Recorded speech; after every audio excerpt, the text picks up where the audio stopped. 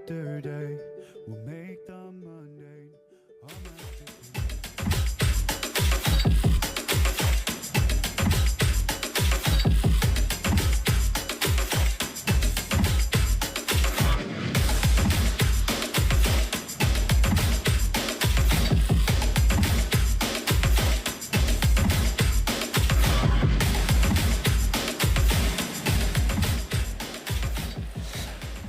Et bienvenue à tous, bienvenue. Ah ben il y a plein de visages que je connais, il y a même des experts au premier rang. C'est que la masterclass qui va arriver, je vais vous dire, prenez place parce qu'on accueille un expert parmi nous. J'espère que la journée s'est bien passée sur le CIRA et sur notre scène. Ça se déroule comme il faut, tranquillement entre masterclass et table ronde. Pour continuer, on va maintenant entrer dans l'univers de la viennoiserie créative avec une masterclass dédiée aux jeux de texture. Croustillant, fondant, moelleux et à la manière de les combiner pour créer des produits à forte valeur ajoutée. Pour aborder ce sujet, nous accueillons Brian Boclet, reconnu pour son approche créative de la viennoiserie, et Laurent Chupin, directeur du beurre Charentes-Poitou AOP. On peut les applaudir bien fort. Ils sont là, ils sont beaux. Ça, c'est un vrai boulanger, il va direct dans le fournil. Ouais, c'est bien. Ah, pas de temps à perdre, c'est comme ça la boulange. Pardon. Salut. Bonjour. Ça va? Ça va et toi? Bienvenue sur la scène. J'espère que vous allez bien, en forme, prêt à en découdre avec notre petite recette. Piano. Comme à tous les intervenants, je leur demande déjà tout simplement de se présenter pour savoir qui va animer cette masterclass. Brian, tu peux nous dire un petit peu ton parcours voilà maintenant où tu en es de ton poste. Je vais essayer de faire succinctement. Je suis boulanger démonstrateur, donc fils de boulanger pâtissier, donc grandi dans la boulangerie familiale, comme nombre d'entre nous, mine de rien, souvent. Et là, je suis démonstrateur, donc essentiellement à l'international, spécialisé sur la viennoiserie créative. C'est un peu là où je m'éclate le plus. Donc je poursuis un peu dans cette direction-là. Là, je me focus un peu plus sur tout ce qui est viennoiserie salée, qui est vachement en tendance maintenant, en tout cas pour les boulangeries. Et moi, je m'amuse vachement bien là-dedans. Au niveau du parcours, brevet de maîtrise, avec d'expérience entrepreneuriale pendant presque 6 ans dans le sud-ouest de la France. Et à la suite de ça, je suis parti donc à l'école hôtelière de Lausanne, où j'ai été professeur et ensuite chef responsable de la boulangerie de l'école hôtelière de Lausanne. Et maintenant, je m'éclate un peu dans le monde entier à transmettre autant que possible. Donc c'est très cool. Ça a toujours été une passion, parce que tu annonces ça comme ça, brevet de maîtrise et tout, mais tu as commencé par ton BEP. Ça t'a plu directement, parce que même si on est fils de boulanger, des fois quand on... non, mais c'est une super question en vérité, parce que j'ai toujours travaillé dans la boulangerie de mon père et de ma mère, plus pour aider, parce que c'est vrai que quand on a des parents boulangers, souvent on les voit pas beaucoup, fatalement. Donc si tu veux passer un peu de temps avec tes parents, soit tu vas vendre des petits croissants, ou soit tu vas lamer des baguettes, ou tu vas façonner des croissants.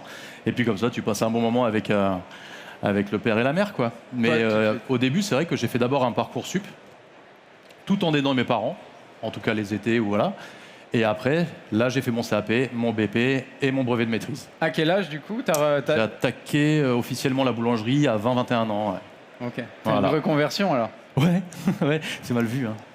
Non, c'est très bien comme ça. Il y a des débouchés, il paraît. Il y a des très bonnes débouchés, en vérité, encore une fois. Hein. Parfait, exemplaire. Ceux qui veulent te suivre, de toute façon, sur les réseaux, Brian Boclet. Boulanger, je n'ai pas fait compliqué. Ils t'écrivent, tu réponds. Voilà. Parfait, super. Bien entendu, toujours. Autant que possible. Et concernant la recette, qu'est-ce que tu vas nous présenter dans cette magnifique masterclass? Alors, dans cette recette, on est parti sur une base de brioche feuilletée, par contre sans œufs. Voilà, on a essayé d'adapter un peu la recette pour adapter ça sur une base un peu salée. Donc on est sur une pâte viennoise avec une teneur en beurre d'à peu près 150 grammes au kilo de farine, donc assez élevé. Là-dessus, on va avoir donc un beurre d'incorporation à hauteur de 1/4. Donc 25%, donc c'est quand même très riche en beurre. Cette pâte va être aromatisée au curcuma et avec des graines de nigel.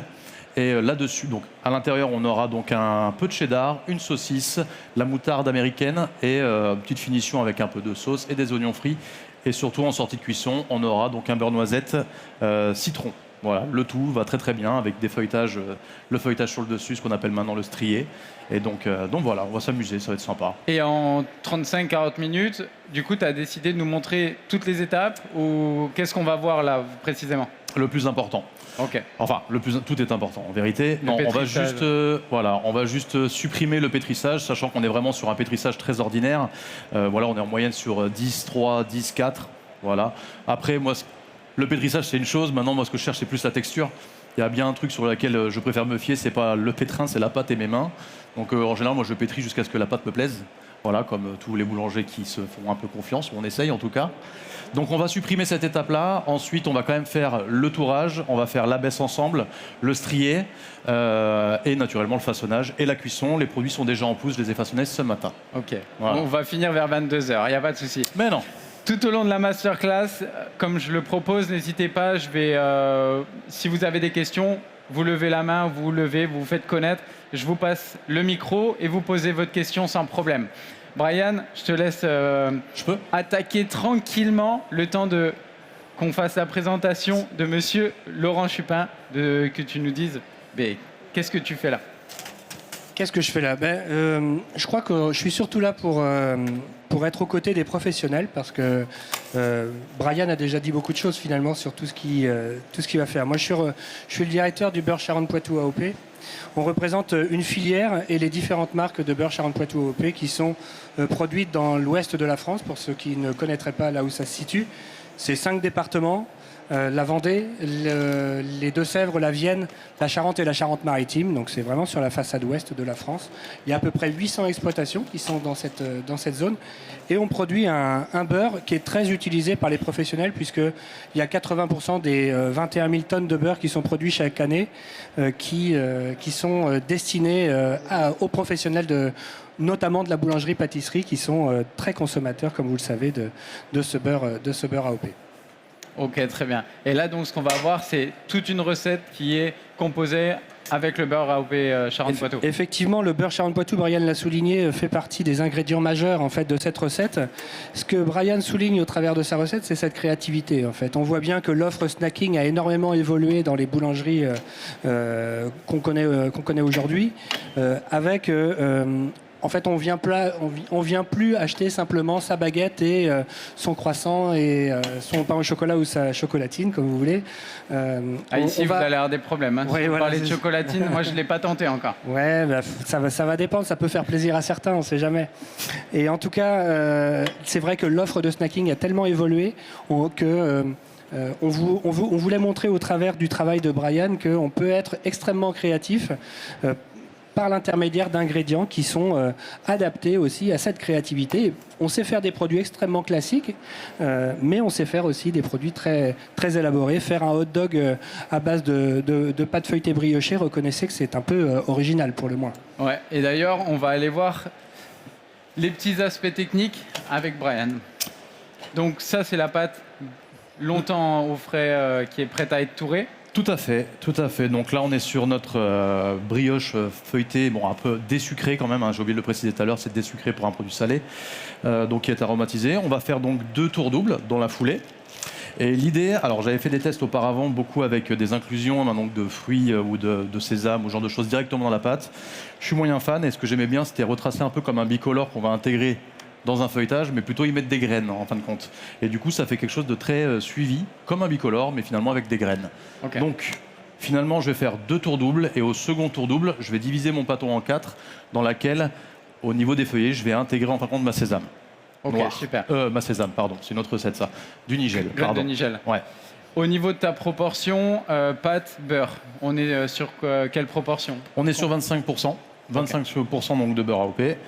Et voilà, je pense que ça suffit largement. Pourquoi? Parce qu'on n'est pas sur un croissant en beurre et on a déjà beaucoup de beurre dans la détrempe.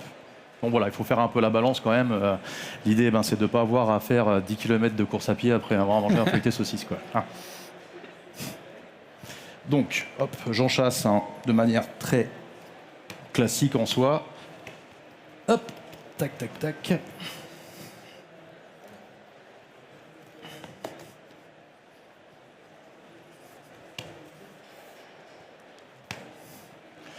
Alors moi je coupe pas mes bandes, je sais qu'il y en a plein qui le font pour intégrer leur beurre, alors je fonctionne un peu à l'ancienne à ce niveau-là, je sais pas, j'ai appris comme ça, alors j'avoue que j'aime bien, je sais pas pourquoi. Donc je vais juste venir en fait couper les bords finalement. Ok. Ouais, j'aime bien faire comme ça. Donc la pâte a été pétrie hier, En soi, on peut aussi travailler en direct, hein, c'est tout à fait possible. Hein, il faut juste accorder naturellement les temps de pointage, toujours la même chose. Mais c'est tout à fait adaptable selon n'importe quelle organisation de travail. Et est-ce que tu peux nous dire pour toi les points clés pour devenir un bon tourier ou expert de la viennoiserie? Qu'est-ce qui est très important? Moi, je mets un grand point d'honneur à accorder le temps de travail passé, en fait, dans un labo. Ok. Je pense que voilà, c'est très basique ce que je vais dire, mais on n'a pas forcément... Enfin, le talent, je ne sais pas si on peut dire un talent ou quoi, mais en tout cas, ça se travaille. Et le fait est, c'est que plus on passe du temps dans un labo, plus on fait de conneries. Et plus on fait de bêtises, plus on s'améliore. Voilà, donc moi, le rapport temps passé dans le labo est vecteur d'amélioration. Donc j'ai pas nécessairement de secret, j'ai surtout beaucoup d'échecs que personne n'a vu. Voilà. C'est pas ça sur les réseaux alors? Non, mais en fin de compte, une création qui est quand même assez aboutie, on voit pas les centaines et les centaines d'échecs qu'il y a avant ça, quoi. Tout à fait. Donc ça, faut en être conscient. Personne ne peut dire, ou alors c'est un peu du mensonge quand même. On n'arrive pas à quelque chose de direct, quoi. Il faut ajuster, il faut adapter. On a quand même le temps de fermentation, on a la pousse, on a la cuisson qui révèle la vérité.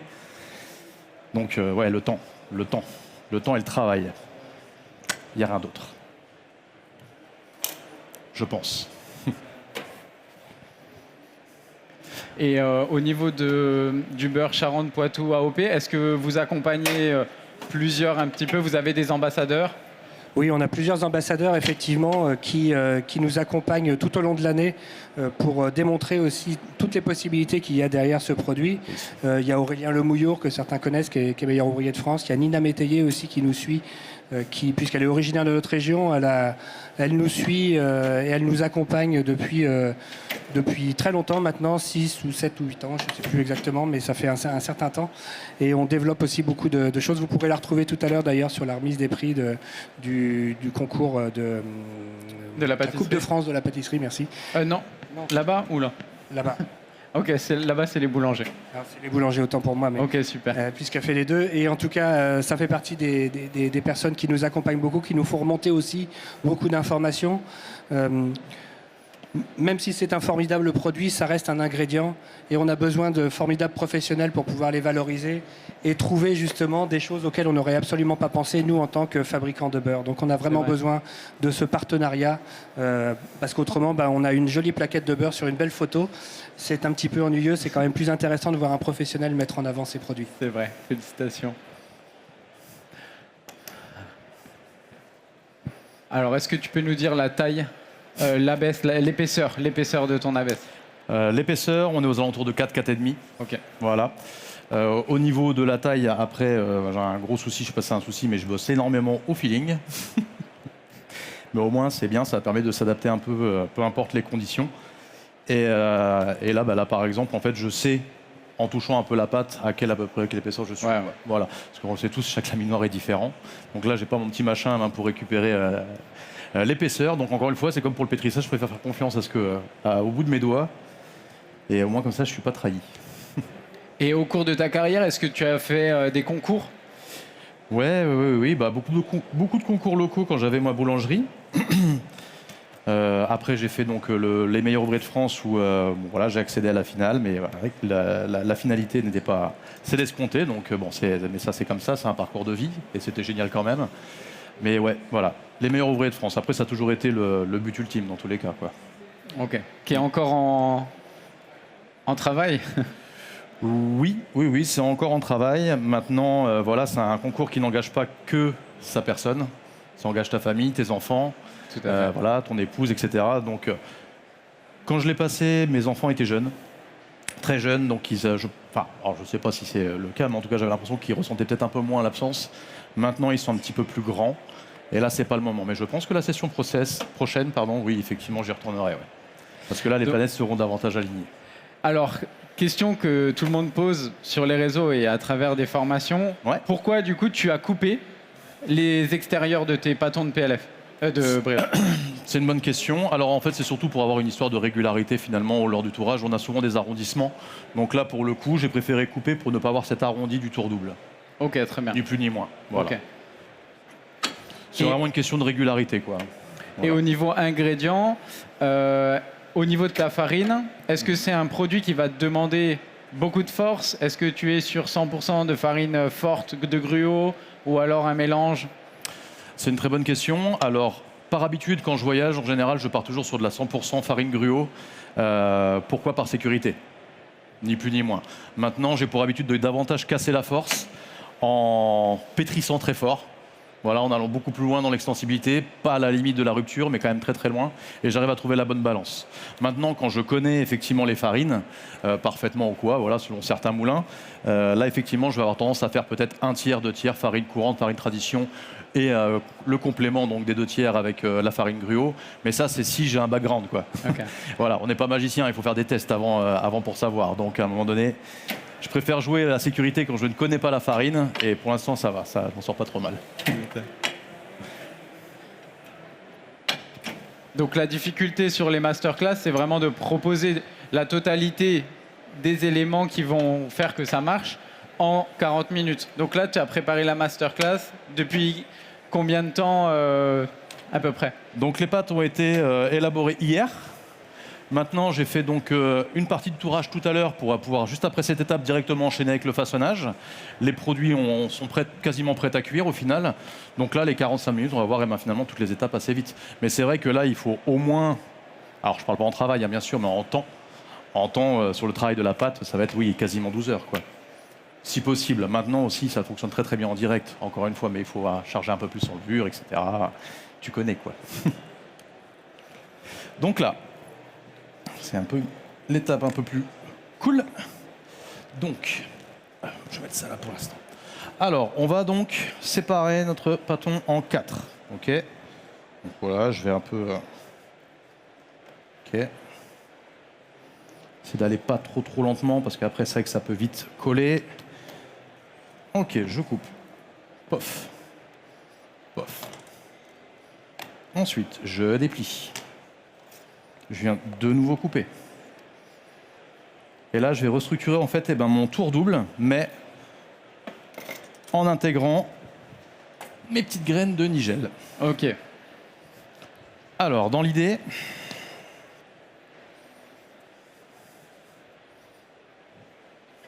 hop, je vais venir humidifier la première partie. Alors parfois il n'y a pas besoin, hein. Moi j'invite souvent les gens à toucher un peu, savoir si la pâte est déjà humide, il n'y a pas besoin forcément de rajouter un excédent. On va venir mettre du nigel et ni plus ni moins la répartir. Donc pourquoi le nigel, hein? Nigel citron ça marche super bien, le curcuma avec c'est pareil, ça match total. Enfin, en tout cas moi j'aime bien, j'espère que vous aimerez, important. Et hop là. Et c'est un produit que tu avais fait pour un concours ou c'est un produit... Alors, cette technique-là, effectivement, je l'avais travaillée par rapport à... pour un concours, oui, effectivement, pour les MOF, où c'était pas du tout la même viennoiserie, hein. Je l'ai vraiment réutilisé pour un autre produit, où là, plutôt, c'était de la poudre de praline que j'intégrais. Ok. Ouais. La poudre de praline, et c'était très sympa aussi. Bon, c'est sucré, quoi. C'est bon, fatalement. Donc là, je viens mettre ma deuxième pâte. Alors, je pourrais en mettre encore ici. C'est faisable. Okay. Mais par contre, ça va faire un peu brouillon. Ça va être beaucoup moins lisible. Okay. Voilà. Donc du coup, je préfère n'en mettre que 2 épaisseurs. On veut quand même que ça fasse pas... Parce que sinon, autant intégrer carrément la graine à la pâte. Ouais, là, vu qu'on veut un feuillet, il faut faire une petite démarcation entre les deux trucs.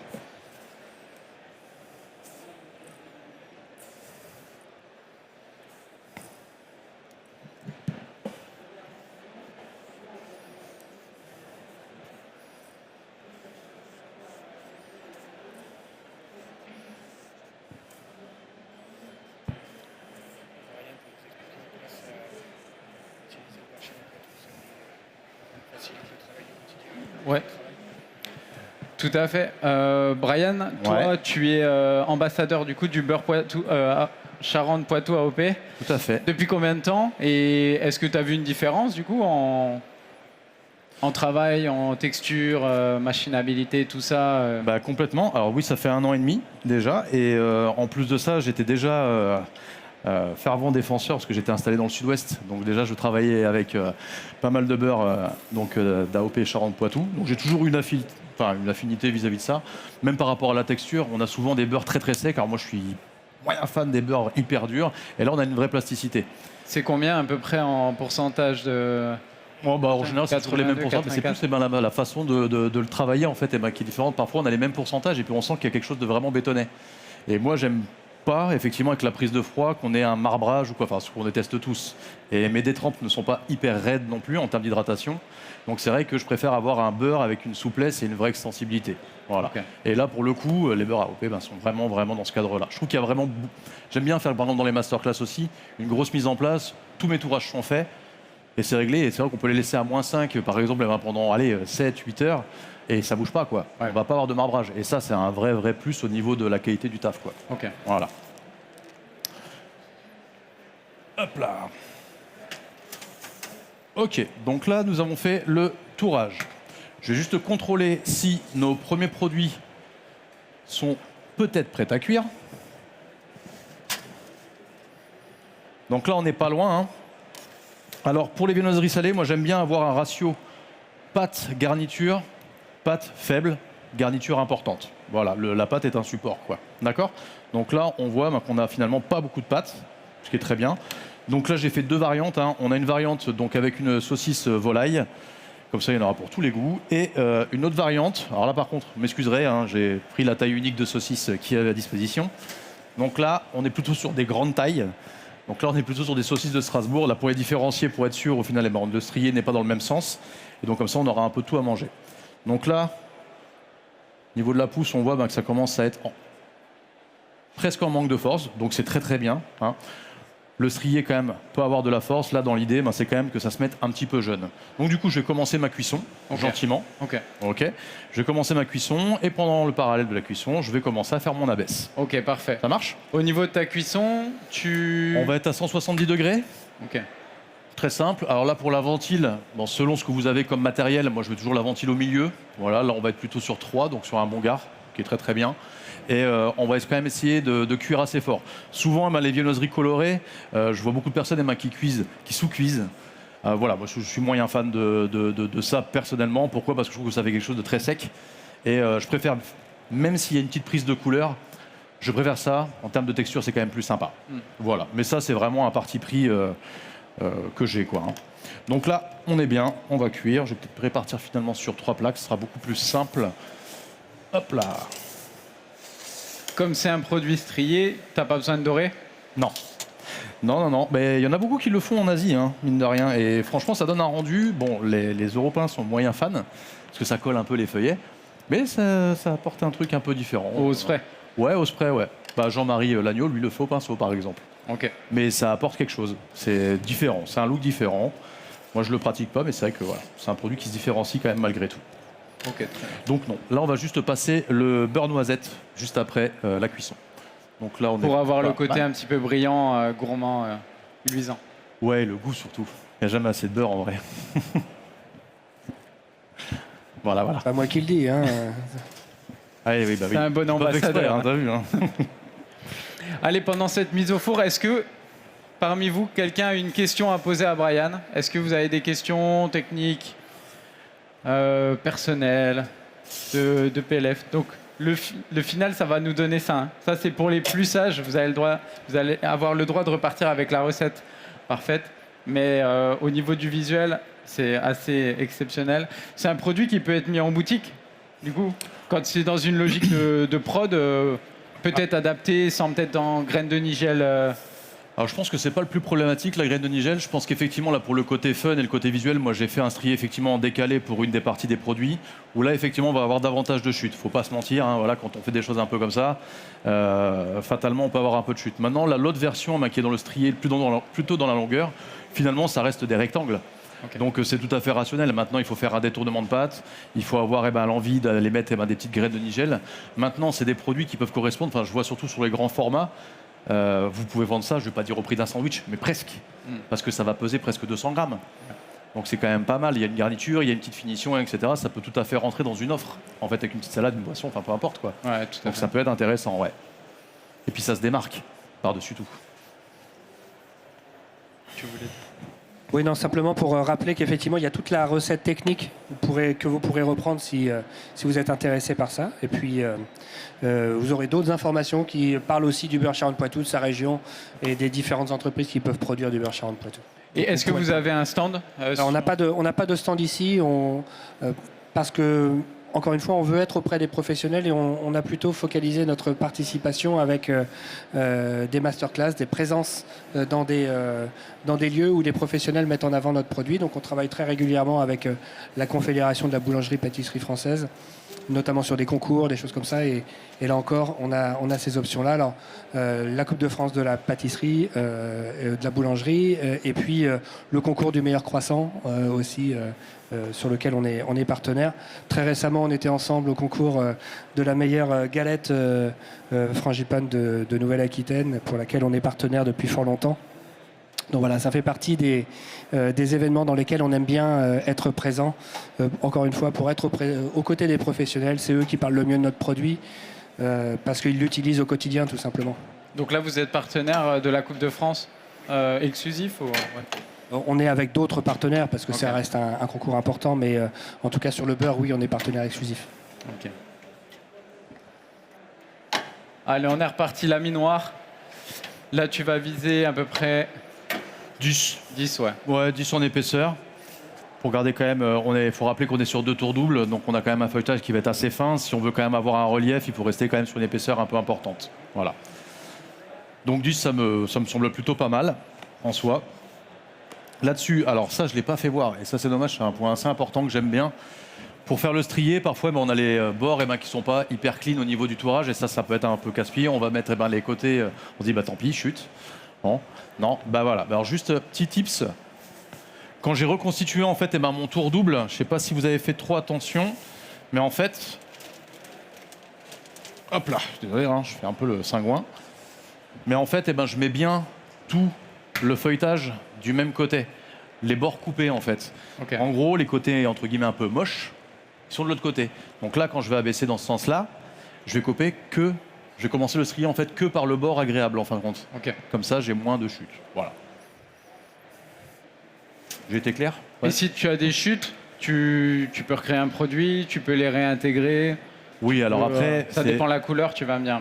Mais... Ouais, alors déjà, effectivement. Maintenant, les produits de repasse, bon voilà, effectivement, redonner un tour, faire peut-être un enroulé avec une garniture, tout ça, c'est tout à fait faisable. Tout à fait faisable. Maintenant, après, on va être sur un autre produit avec un autre visuel. Voilà, fatalement. Faut pas se mentir. Donc là, je vais venir détailler mes tronçons. Toc. Donc là, on va très vite voir apparaître nos feuillets de graines qui sont incorporés. Et toi, tu préfères travailler avec un couteau de tour? T'es pas du team cutter ou Non. couteau Non, de tour non. bien aiguisé?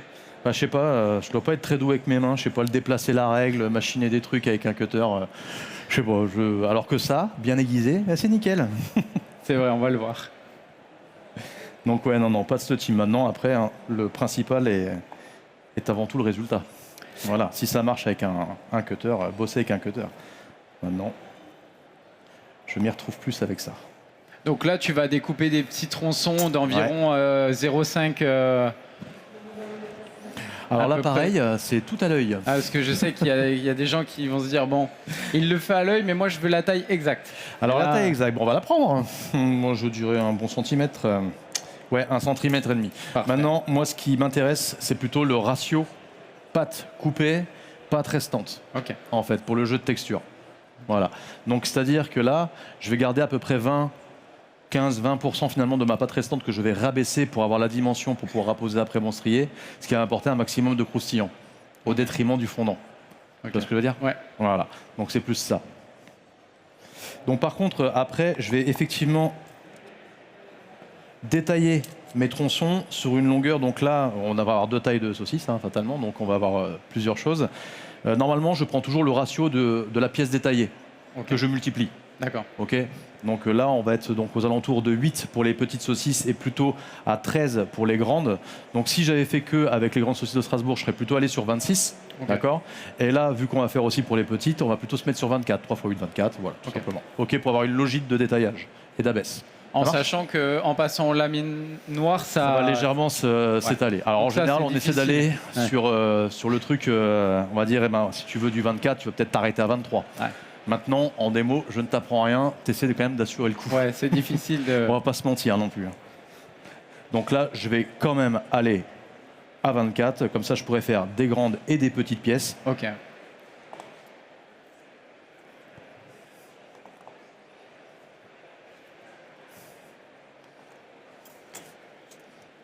Voilà, on est pas mal. Donc là, du coup, ce restant de pâton, je vais le mettre donc à la dimension. Je contrôle la cuisson. Bon, bah, ça a l'air de pas trop mal se passer. Ouf.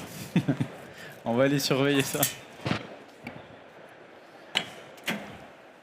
Trop beau.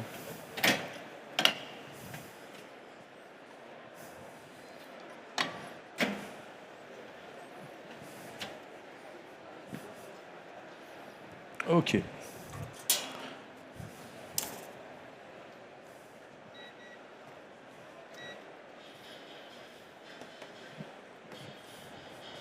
Voilà, au moins il est noisette. Et là, dans ta petite casserole, que du beurre, du coup. Ouais, du beurre qui était donc noisette, sur lequel j'ai fait donc infuser 3 zestes de citron pour 500 grammes de beurre. Ok. Voilà. Et donc voilà, pour apporter un petit peu, quand on fait des garnitures qui sont un petit peu fast-food, finalement, c'est bien d'apporter un peu de légèreté quand même avec le citron, même si ça n'enlève pas les calories, hein, on est bien d'accord, mais au moins ça apporte un peu de fraîcheur. Voilà. Donc là, je viens apposer mes strilles.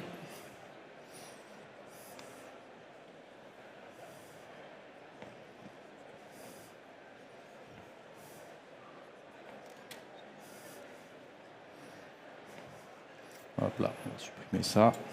Ok. Donc j'aime bien toujours fixer un peu quand même avec un rouleau. Sur ta pâte, j'ai pas vu, t'as pas mis d'eau. Non. Ok. Pas Non, besoin, enfin tu sens que. Non, mais j'ai souvent Pas de- cette question-là, mais encore une fois, en fait, en touchant la pâte, tu sens. Ouais. Puis en plus de ça, tu as quand même le contact du beurre, quoi. Ouais. Donc le beurre, ça va quand même coller fatalement. Ok. Et après, par contre, voilà, selon les endroits, parfois, tu as des endroits super secs, et effectivement, là, le petit spray peut être utile. Mais là, pour le coup, ça a l'air de le faire. Ok. Voilà. Et ta bande ne va pas forcément. Enfin, tes bandes, elles ne vont pas forcément jusqu'au bout de ton pâton. Le pâton, il peut rester un tout petit peu. Non, parce qu'en fin de compte, même si je voulais détailler des carrés à partir de là, ça va finir à l'intérieur du produit. Ok. Donc au final, c'est pas très grave. Ok, très bien. Voilà.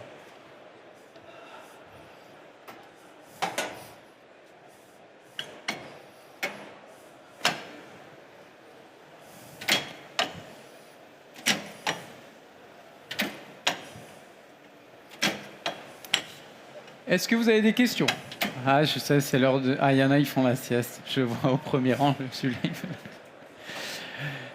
N'hésitez pas, si vous avez des questions, levez la main, je vous passe le micro. Vous avez la chance d'avoir un chef qui, à mon avis, soit c'est très très bien expliqué, soit c'est l'heure de la sieste. Moi, je me rends plus trop compte. 15h30, J'espère que c'est bien expliqué. c'est la sieste des boulangers. Le lundi, c'est le jour des artisans. 15h30, voilà, là, c'est difficile normalement.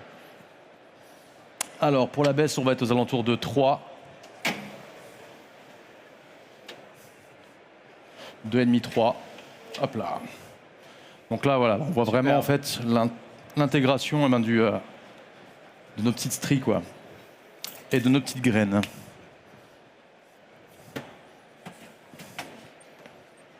Hop là.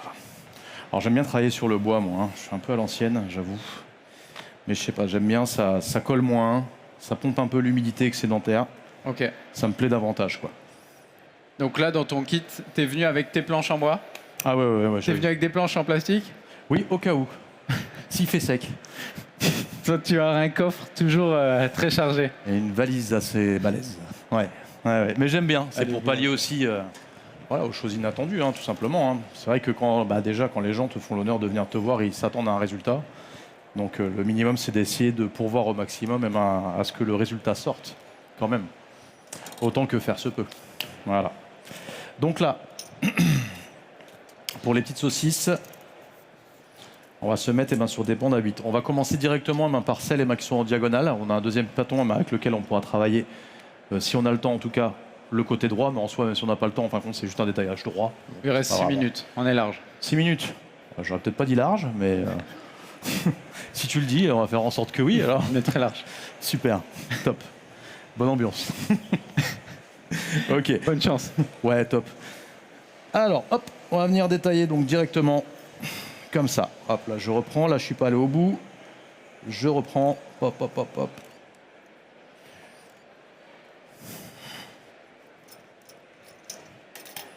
Donc là, on est sur du 8. Ok. Là, celui-ci, il y a peut-être moyen d'en faire un autre. Et après, en termes de hauteur, on va se mettre sur du 12. D'accord. Ok. Donc 8 par 12 pour des saucisses qui font environ 13 cm. D'accord. Il faut prendre toujours en compte l'expansion du feuilletage sur ce sens-là. Ok.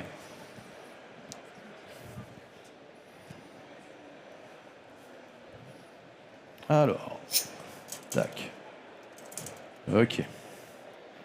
Ustensile obligatoire du tourier. Ah bah complètement. Ok, on va venir détailler nos petits tronçons.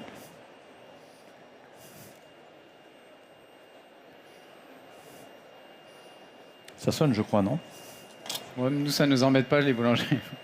On peut laisser longtemps. Eh ben, on n'est pas loin de la vérité. Alors, normalement, Je vais il y a juste les des mettre. gants, il y a tout, ouais. Super. Ouais, je vais mettre ça juste là comme ça. Je vais les défourner. Comme ça, le temps que ça se détende un tout petit peu au froid, Super. on va pouvoir défourner nos bitonios.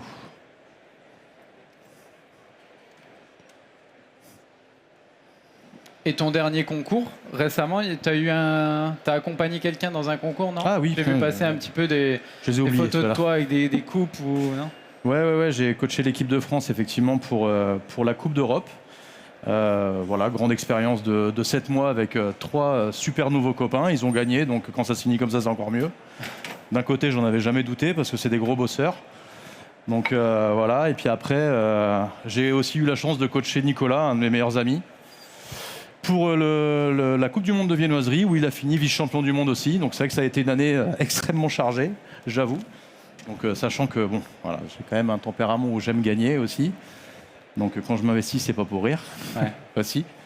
Donc non, très heureux même pour eux. Tout ça, c'est des super expériences humaines en vrai. Ok. Temps de cuisson, là, on était sur combien? Ouais, à on peu est sur près 15 minutes, là.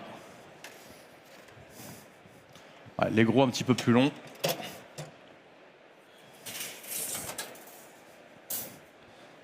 Hop là. Donc là, on va avoir un tout petit feuilleté, tout mignon.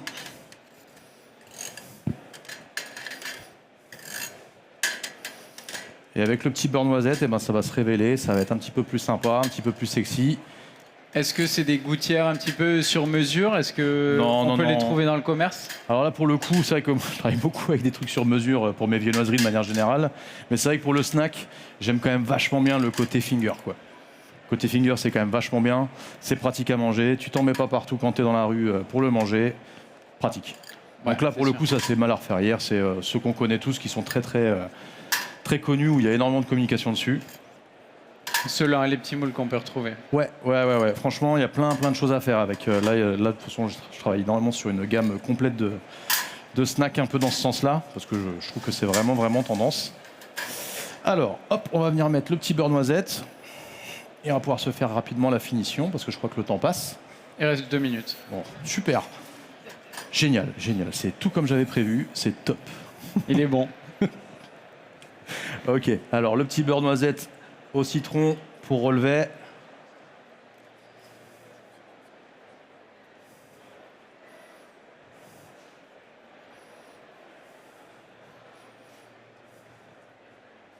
C'est beau. Hein.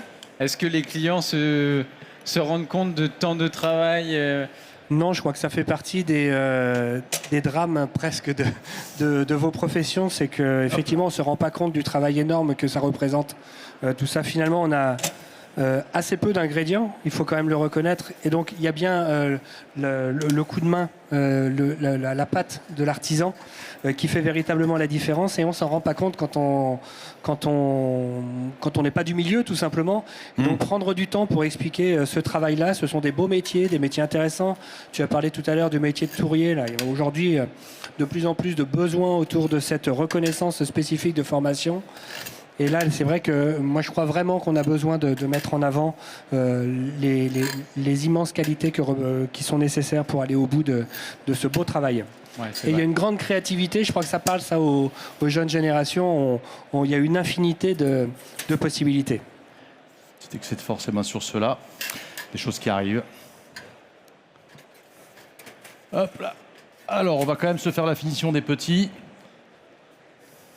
Hop, comme ça, on aura le produit fini en direct. Tac. Alors, il nous faut pour ça moutarde, ketchup, les petits oignons, un citron et un ciseau, naturellement. Quelle organisation. Donc là, dans l'idée, ouais. Alors là, dans l'idée, en fait, c'est vrai que moi, je vois bien le produit présenté comme ça en boutique. Et ce qui peut être assez cool, c'est peut-être proposer, en fait, c'est avec un peu comme les kebabs, tu vois, où tu as la petite burette et ben, qui traîne. Tu le mets dans ta salamandre, tu le fais la réchauffe minute, rapidos, un petit topping. Je pense que ça doit être quelque chose d'assez faisable, je pense. Voilà, on va juste mettre un peu de ketchup, histoire que ça reprenne un peu les codes du hot dog.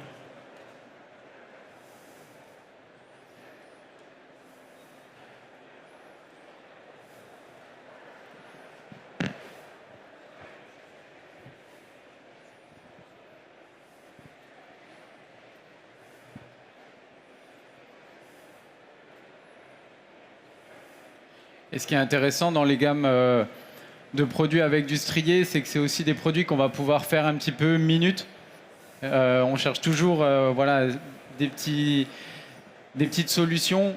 Avec ce côté strié, les gens ils ont directement le côté un peu waouh et on n'a pas besoin d'avoir une pousse qui est exceptionnelle. Tout de suite, ça fait son effet. Si vous le mettez en boutique, voilà, vous mettez le prix qui correspond. Est-ce que tu as une idée du prix ou Sur un format un peu plus grand, avec voilà, un truc un peu plus gourmand peut-être. Ouais, je pense qu'à mon avis, à 5 euros, je vois pas pourquoi ça partirait pas, quoi. Ouais, c'est le minimum. Ouais. Après, c'est vrai que je fais d'autres feuilletés, notamment celui à la truffe, où on dépasse pas 1 gramme de truffe par feuilleté, mais au final, le poids du produit fait presque 240 grammes, avec la finition et tout, et c'est un produit qui peut être inclus, enfin qui peut être vendu à 7 balles, par exemple. Pourtant, il y a quand même 1 gramme de truffe, mais 1 gramme de truffe, c'est 1 euro au final. Mais par contre, le tout, c'est de savoir le faire diffuser. C'est le goût. Tu vois ce que je veux dire? Donc on peut se permettre aussi d'apporter des trucs un peu sympas et des ingrédients aussi très très nobles. Mais il faut juste bien réfléchir comment on les intègre. Magnifique. Et de manière aussi à bien diffuser le goût à moindre coût. Les petits oignons frits. Finir, je suis en train de... Est-ce que tu proposes du coup des masterclass? Est-ce que là, si on veut te contacter, tu fais des masterclass? Tu travailles avec tout le monde? Tu peux nous dire. Tous ceux qui veulent de toi. Tous ceux qui veulent se former en tout cas et qui veulent découvrir un peu ma méthodologie, sans prétention. Mais oui, effectivement. Voilà. Donc un peu chez les artisans, dans les moulins. Bien sûr. Je fais en moyenne, allez, on va dire 3-4 formations par an chez l'artisan. Ok. Quand on m'appelle, alors je pourrais ne pas le faire, mais je pense que c'est un devoir déjà de 1. Et puis ne jamais déconnecter non plus de ce qui sont les vrais acteurs du métier. Ouais, c'est vrai. Voilà, parce que nous, on a le beau rôle, on explique comment on veut faire, c'est cool. Top. Mais en vérité, si t'es pas en contact du vrai bonhomme qui est avec son équipe qui est au charbon, t'es un peu déconnecté. Très important d'avoir toujours ce lien. Magnifique. Ok. Et pendant la fin, je vous laisse dire un petit dernier mot. Est-ce que pour vous suivre, les réseaux sociaux? Oui, les réseaux sociaux, au Beurre Charente-Poitou, sur Instagram, sur Facebook, les réseaux habituels. N'hésitez pas, on a un site internet aussi sur lequel il y a pas mal de recettes. Si vous avez envie d'avoir des idées de créatifs, voilà. des choses comme ça peut être une opportunité. Et puis il y a effectivement le petit livret, n'hésitez pas à repartir avec. Ouais. Ça vous permet déjà de reprendre la recette de Brian, donc ça c'est déjà pas mal. Et puis d'avoir pas mal d'informations sur ce produit. Donc n'hésitez pas, je vois que ça a déjà un certain intérêt. Allez, merci beaucoup Brian. Je pense qu'on peut l'applaudir bien fort. Merci beaucoup Brian pour cette démonstration. Merci beaucoup. T'as aimé à la perfection. Félicitations. Voilà.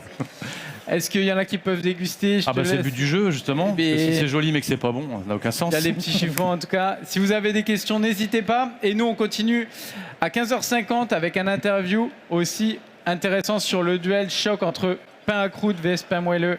Est-ce que je Ouais, peux tout savoir. couper les trucs en deux peut-être pour que maximum peux tout de faire. gens- Ouais, c'est bon. Alors j'ai juste Et- pas de plaque pour couper. Est-ce que si quelqu'un peut m'apporter juste un couteau assis avec une petite planche à découper, comme ça on va déguster. On va faire des petits morceaux. Ça va le faire.